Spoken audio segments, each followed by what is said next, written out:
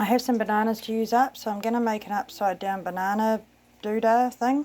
What I've done is I've beaten an egg and put 6 tablespoons of sugar in there, and I'm going to put 130 mils of milk in that and stir it all up. Half a teaspoon of salt and a teaspoon of vanilla.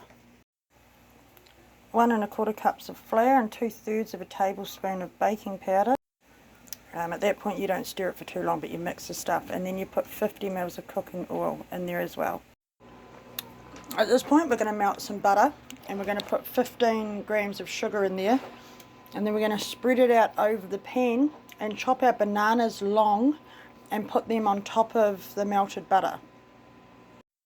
You take all your bananas that you've got to use up once you've made your sugar go nice and brownish, and you put them down on top of it. Now what you're going to do next is grab the filling that you made, well, the cake batter that you made, and we're going to pour it all over top of the bananas. Spread it all out, all over the bananas, and then we're going to stick it on the element on a low heat for at least 20 to 25 minutes with the lid on. And then we'll come back, and that should be, we're waiting for the dough to actually be properly cooked through and not sticky. Now that one side is cooked, I flipped it over, which believe me is quite scary.